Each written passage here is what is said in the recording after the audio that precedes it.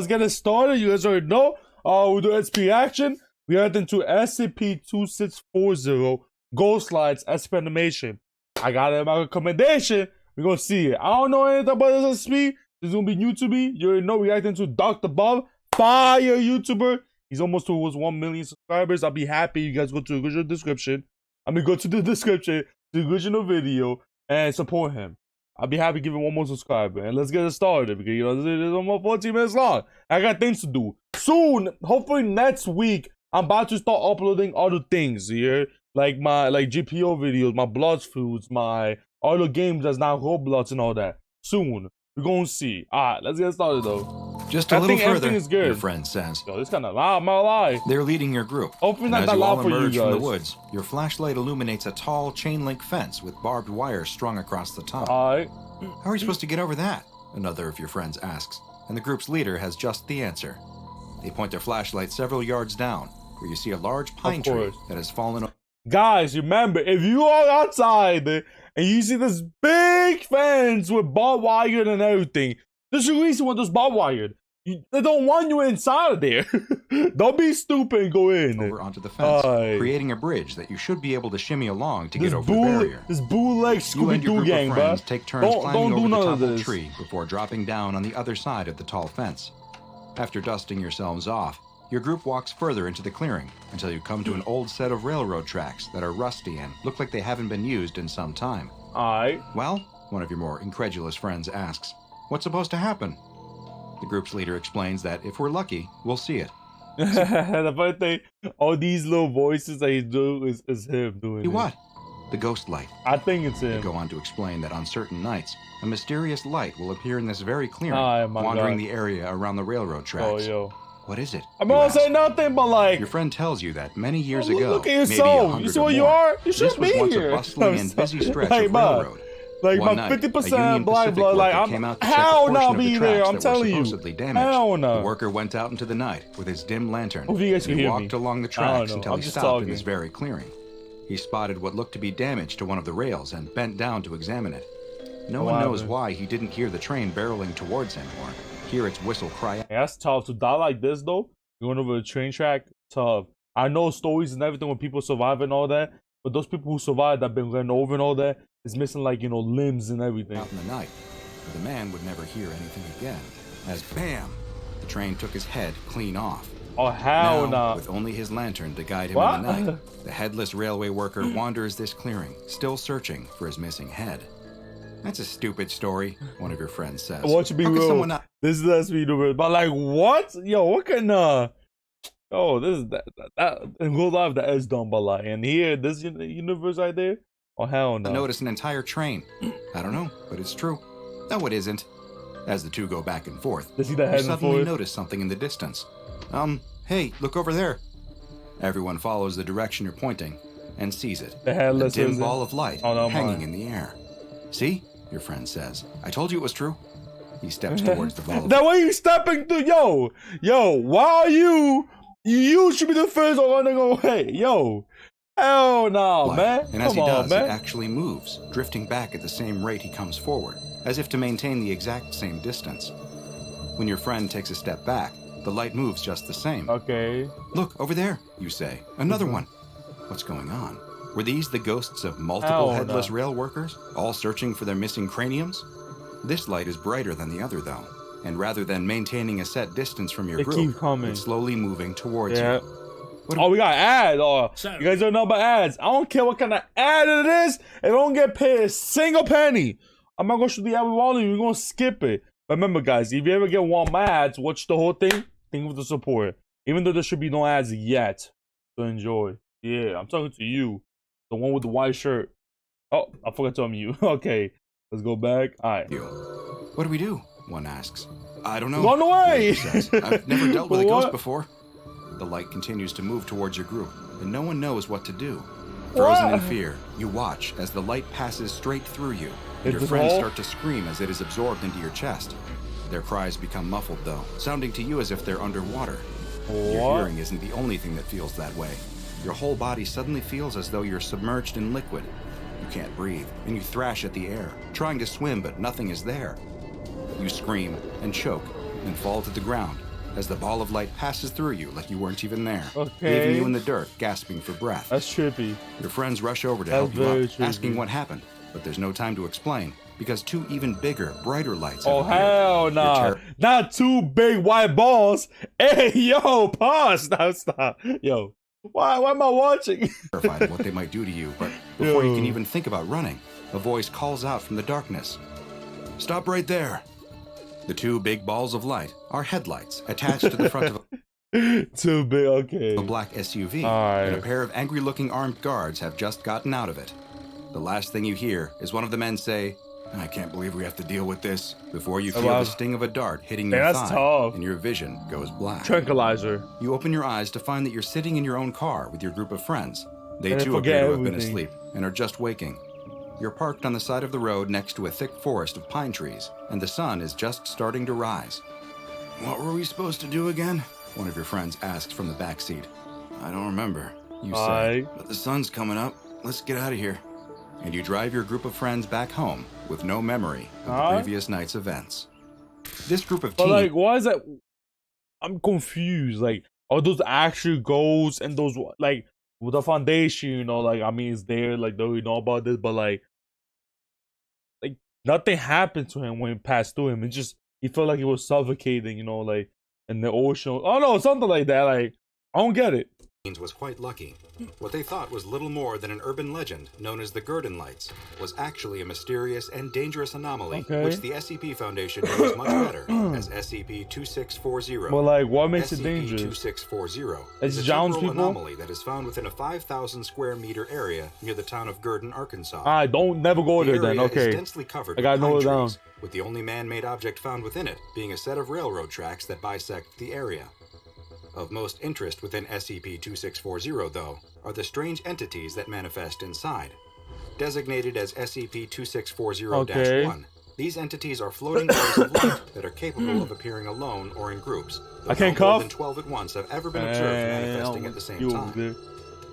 Their light will vary in intensity, from 75 to 450 lux, which is roughly equivalent to the range of light produced by standard light bulbs, and the color is always a bluish white.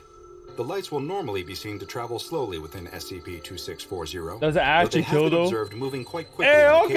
occasion, with the quickest That guy's ones having been measured zooming. traveling at speeds of up to 60 That one's kilometers per hour. zooming. There is also a connection between the luminosity of the entities and their behavior. Those measured at less than 150 lux will not interact with humans, instead maintaining a distance of at least 20 meters from the nearest only observer the at one all that has times. more lights. Attempts to move closer will lead to the entity moving away at the same rate, ensuring that it maintains the same 20 meters of distance at all times. On the opposite end of the scale, those that are closer to 450 lux are very active and will approach and even interact with humans. In some instances, the brighter SCP-2640-1 entities will actually pass through solid objects, including people, which leads to a very strange sensation for the person involved. When this has occurred, the subject has described a sensation of Hey, yo, we got, what is this? This is the SCP-173. I don't remember this SCP. Is this supposed to be the old man? But back then when he was like a normal human. This looks like death.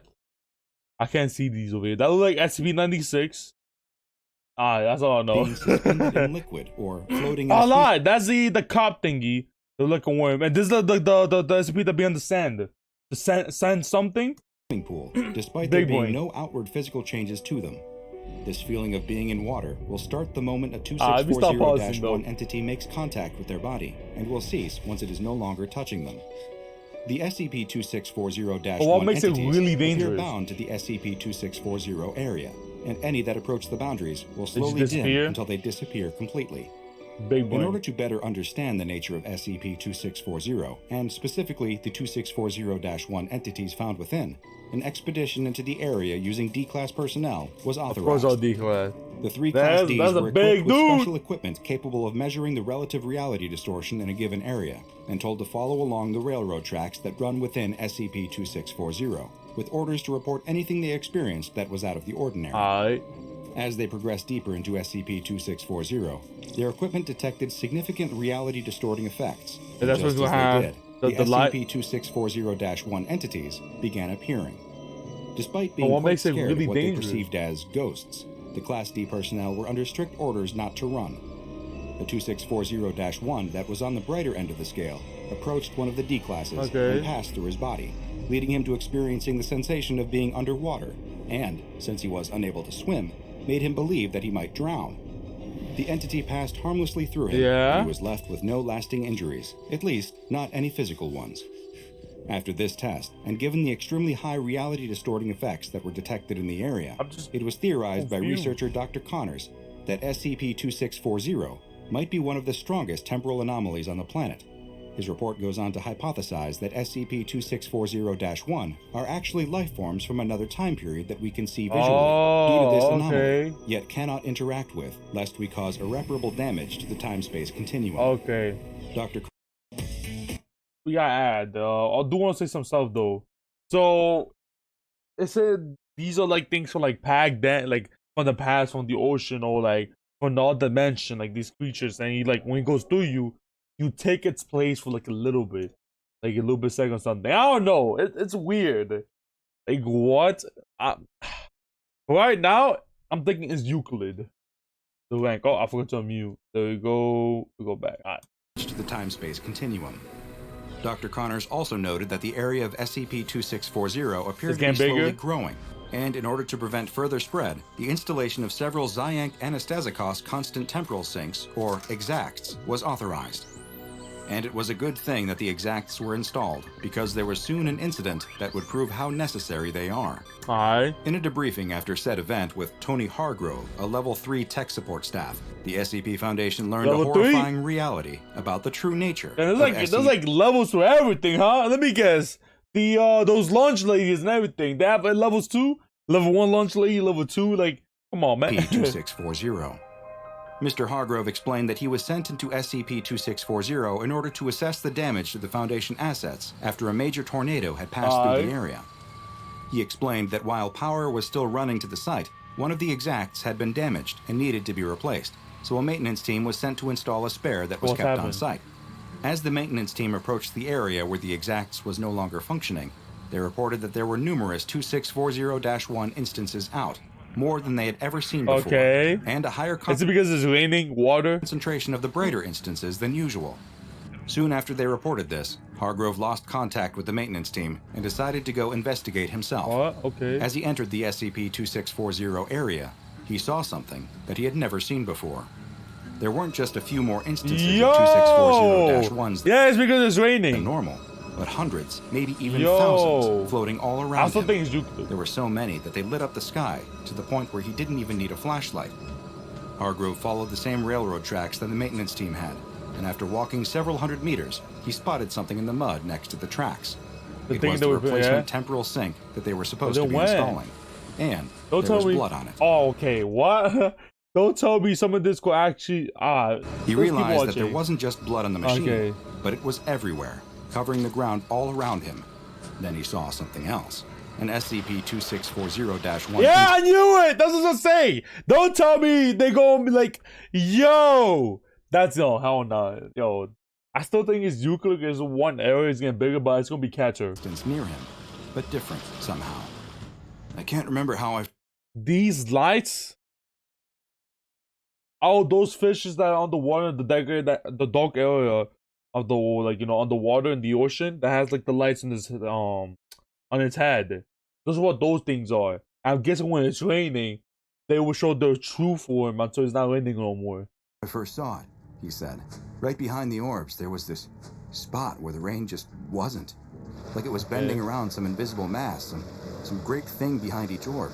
Once I saw it, I couldn't unsee it. You better skedaddle. Hargrove tried to step back away from the creature and fell into a ditch next to the tracks, clutching the exacts in his arms as the creature seemed to swim towards him.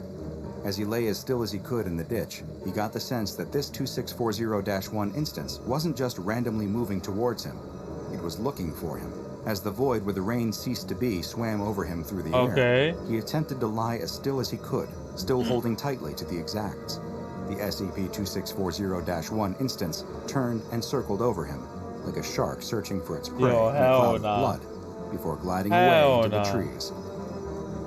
At that moment, run away. Knew that the SCP-2640-1 entities weren't what the Foundation thought they were. Yep, they're actually... These weren't just beautiful balls of light that danced and played in the darkness. They were something else. Something horrible. Yeah, I'm telling you, man. Big boy, come on, man. Dangerous. Yo, make me a researcher. That his maintenance team would never be found. Make me a And researcher. that the ditch he was lying in that was slowly filling with rainwater was mixed with their blood. The SCP-2640-1 They smell it? hunting them. And Oh, they hell never had no. any idea. Hargrove knew what he had to do. He crawled through the ditch, stopping any Get time out the of there. 2640-1 got near Get out of to there. him, holding his breath until long after it passed. It took hours of inching along on his belly in the water and mud until he finally reached the point where the damage exact was located. Can we place it? He managed to get the new temporal sync online, and as it powered on, he watched as the 2640-1 lights around him slowly started to fade. Okay, that's good. It's not raining. It's because of that. Okay, it could also be because it's raining too. Okay, I don't even know. The deaths of the 4 Foundation personnel who were on the maintenance team, as well as 6 other civilians who were killed, were attributed to the tornado, and Mr. Hargrove requested that he be administered a Class B amnestic and reassigned to a new location, both of which are pending approval. Hey, this the didn't rail give it line to that him? runs into SCP-2640 has been decommissioned, and a 3-meter-tall electrified They were fence has been electric, erected around the okay. entirety of the area in order to prevent civilians from approaching. No fewer than 8 Zyank and Estikos constant temporal sinks are placed in the surrounding area in order to prevent the further spread of SCP-2640, and a subterranean miniaturized pressurized water reactor has been installed on site in order to provide constant, uninterrupted power. Okay. The Disinformation Bureau has an ongoing dissemination campaign to further the notion that the SCP-2640-1 lights are nothing more than an urban legend, and should any civilians manage to witness them, they are administered Class B amnestics in order to keep this Euclid-class anomaly a secret. Just what is the true nature of SCP-2640, was that her? and perhaps more importantly, SCP-2640-1? Is the breach of our reality a look into the past? Yeah, I'm telling you, man. Ocean, or a glimpse into the future when the seas have swallowed it once again? No matter which is the answer, the reality is that there is something there now, something that has managed to pierce the veil of time and make us its prey. Now go and watch another entry it from was the files Euclid, of Dr. right? Bob. You see the actual. There's always something in the end, yeah. Anglerfish, for another anomaly that has a very memorable technique for luring its prey. And make sure you subscribe and turn on notifications so you don't miss a single anomaly as we delve further and further into the SCP Foundation's classified archives. I want to hear again. Let me see. In order to provide constant, uninterrupted power. The Disinformation Bureau has an ongoing dissemination campaign to further the notion that the SCP-2640-1 lights are nothing more than an urban legend, and should any civilians manage to witness them, they are administered Class B amnestics in order to keep this Euclid class Euclid, see, I told you, baby, I already knew it. I already knew it. I should say it. I'm telling you, man. I'm naming everything, man. I'm telling you. Make me to a research. Yo, I'm telling you. Make me to a researcher. I got you, Foundation. Let me stop. Let me end my video, though. It is getting like 2 on my video. 18 minutes. All right, guys, hit the subscribe button. Go to 5,000 subscribers. We're almost halfway a day. We're almost 2K. Hit the like button, too. It's supposed to be more turn the notification. Going early game, which means you could be in the comment section first. Which means to the comment section. You could tell me games to play. It does not have to be a Roblox game. You could tell me a video to react to, but please link the video in the comment section so it's easy for me to find. Or couldn't be like, how you doing? I will always try to reply back to you guys. And yeah, that's pretty much it. It's your boy Frame. Out.